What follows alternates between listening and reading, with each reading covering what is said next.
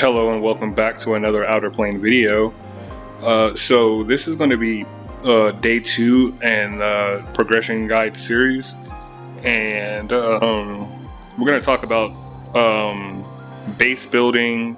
We're going to go over some PvP, where to get books, and a bunch of other things. Like the other video, first thing that I'm going to do is I'm going to show my characters off, show where they are.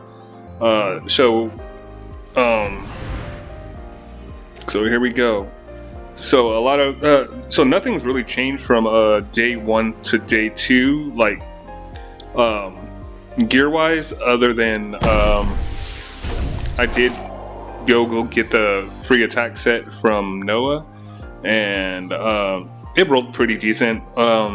It gave her pretty much the starting stats that I wanted her to have, because the gear that she had on before, she was really underperforming. This kind of balanced her out a little bit. It's like not the best stat line right now, but you know, I can work on that.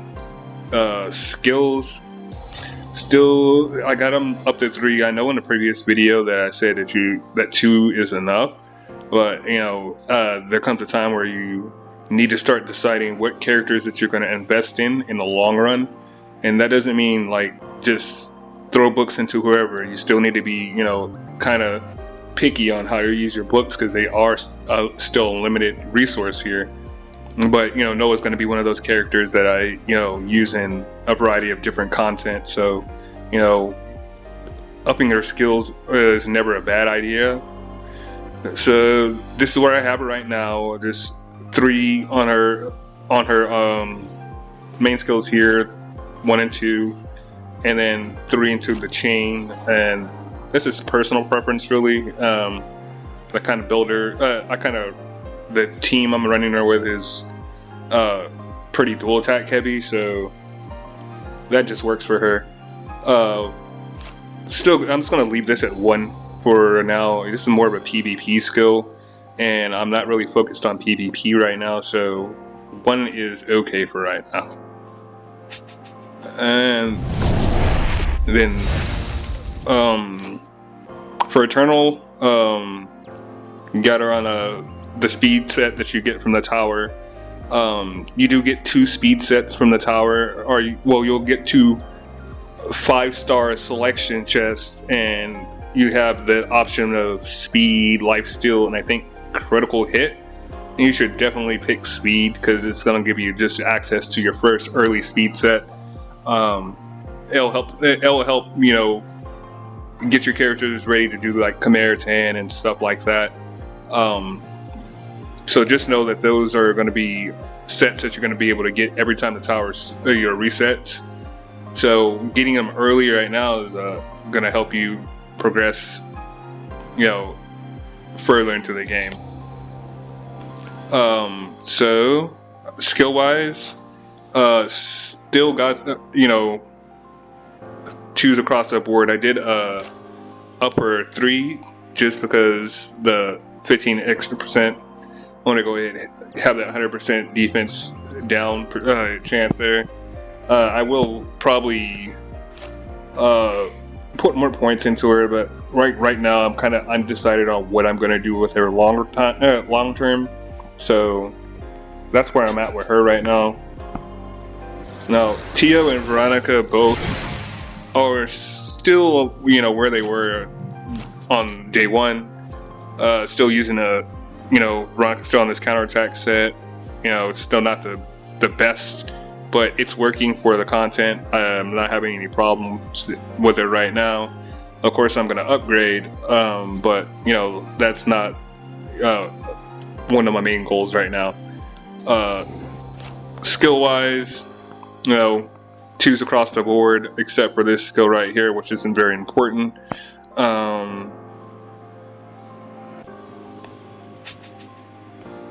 Show Tio off here.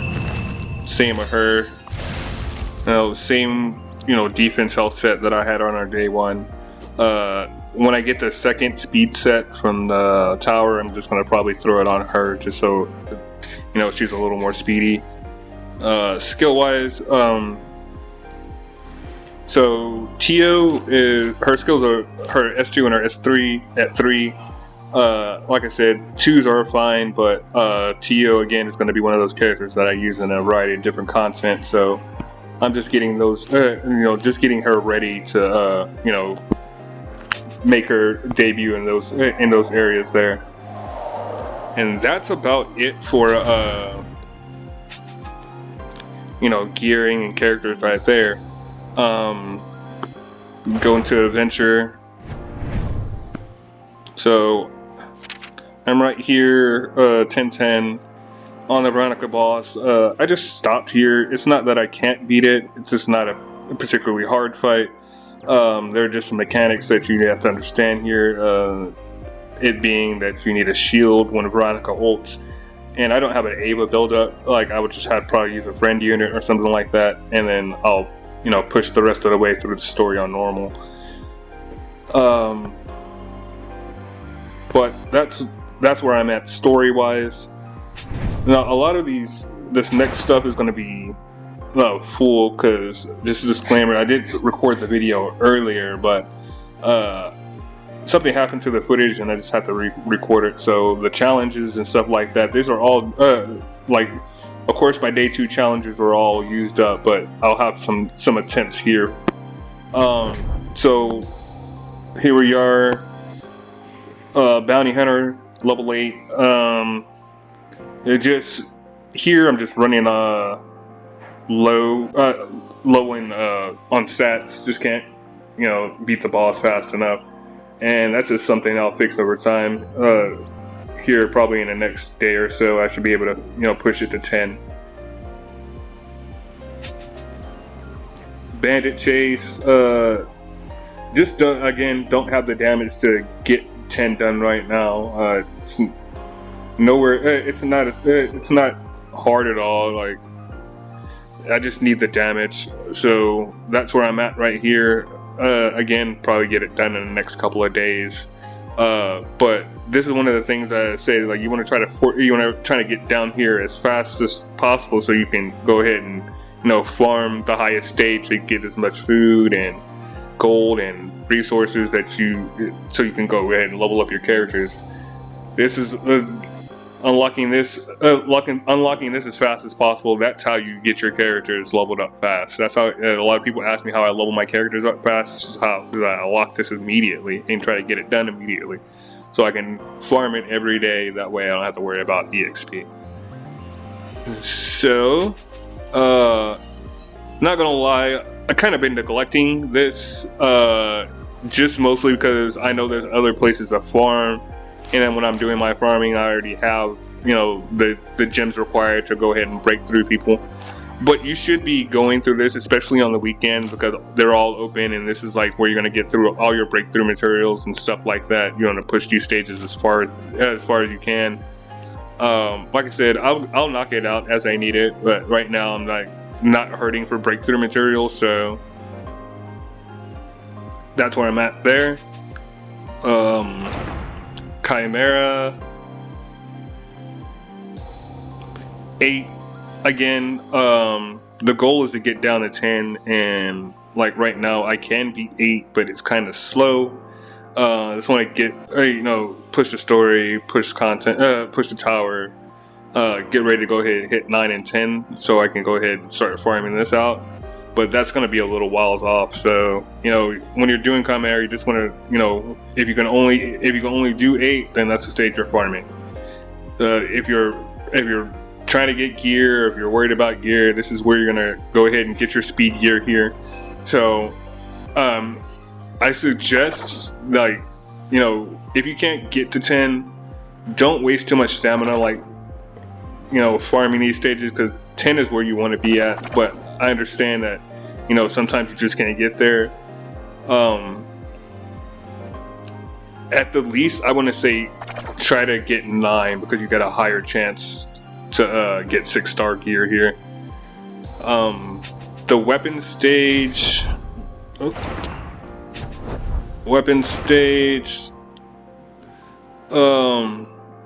Still here for this is not where the weapon stage that you would like go in and start farming, this is would be like either the second one that you would, you know, go in and start getting your gear. The one that you like to really want to start is right here, because this is the easier of the three.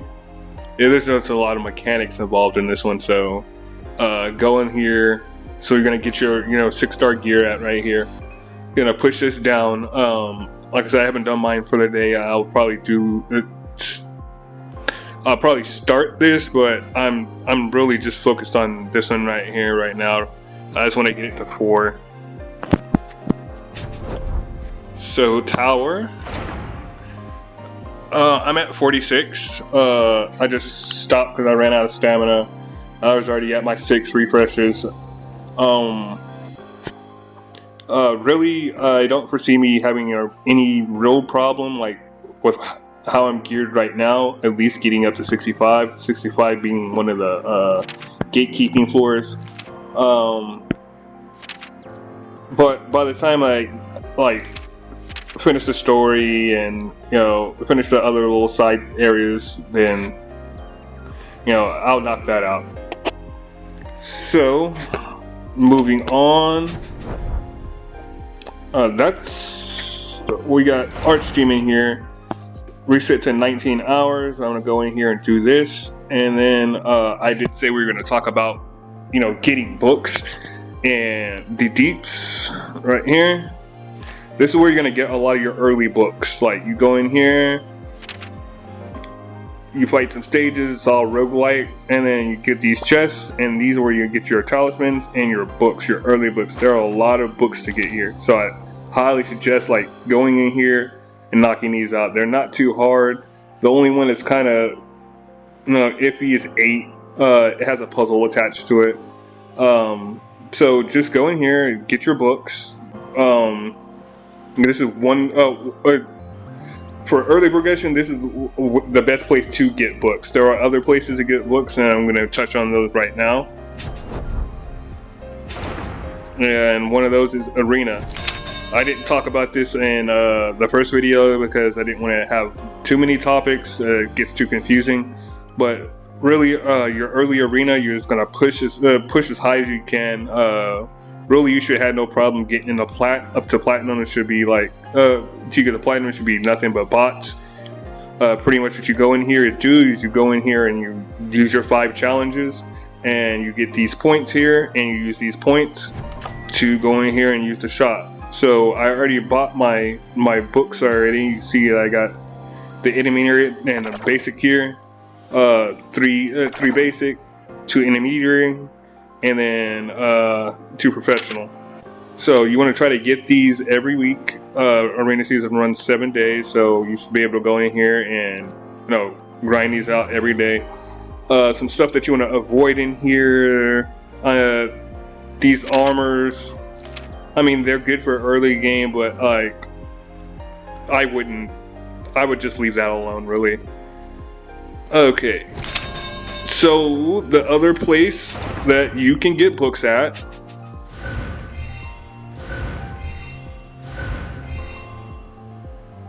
is here in the shop. Resource. Every week these skill manuals refresh. They're a little expensive, you know, 5 books run you about 500k, but by that time you should have, you know, your gold stage at level 10, so gold really wouldn't be an issue for you. Just make sure you go in here and get these books, because like I said before, you know, this is one of those resources that's kind of limited. So this is something that you want to try to do every day. So the next thing, and the biggest thing that we're going to talk to you about at the end of the video, and it's a very important thing, is the base. Okay, so this is where you're going to get a lot of your passive resources, your skip tickets, your ether, your animatter. So you're going to go in here, and after you get your combat module all leveled up, the next thing you're gonna do is you're gonna focus in on this anti-particle generator. Okay, this is where I said you get all your resources, your gold. You'll get gold passively, ether, skip tickets. You want to max this out immediately. Okay, don't don't immediately go to Kate's workshop, anything else. This is your first stop. Max this out, and then what you're gonna do is you're gonna go out, and then you're gonna open up your expedition. This is important. I know I say a lot of things are important, but this is very important. Okay, this is where you're gonna get. This is how you're gonna get your exclusive equipments. So here, other games call them dispatch missions. It's basically the same, you know, in every game. You send units out, they're gone for X amount of hours, they come back with resources. The most important one here on this one is the black market, because when they go out, they're going to come back, they're going to give you gifts, and you use those gifts to, you know, feed into your friends, feed into your units. And I'll kind of, you know, briefly go into that. Like, let's go ahead and go to units right quick.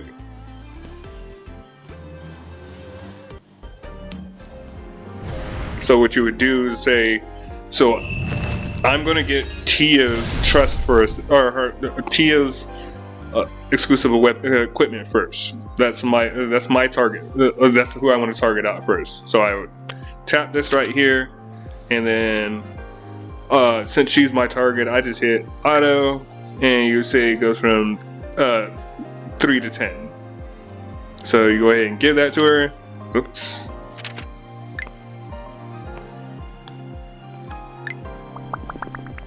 Alright. She's all excited. She gives you some stuff back. Now I think at like level 5, it's either 5 or 7, she'll give you 20 shards. And that's for everybody, so that's a little, you know, quick way that you can get some shards from people. But, sorry. When you get her to 10, you'll get this weapon right here. And this one, you say down here, the passive is, when using basic first aid, increase the priority of all units by 20%. And what that means is when you get hit by a debuff, she'll of course use her S2 like she normally does, but this time she'll push your team forward.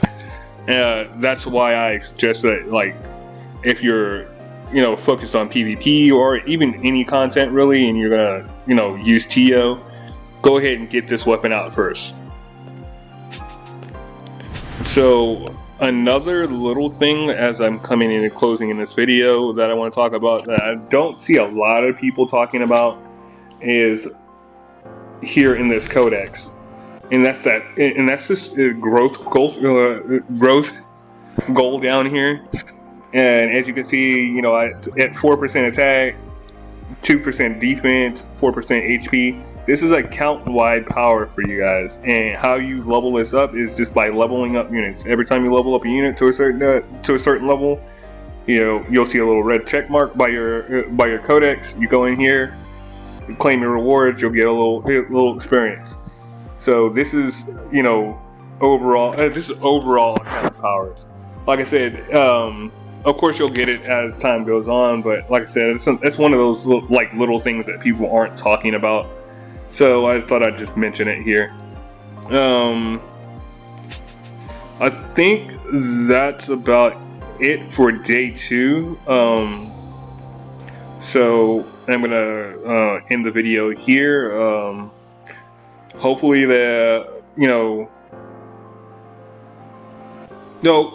actually there is one more little thing. So it's back in this base thing. So I see a lot of you know, conversations about this Kate's workshop here, and I will warn you that, you know, I know everybody wants to craft gear. This is a huge gold sink here. Okay, you don't want to open this up too early. You want to,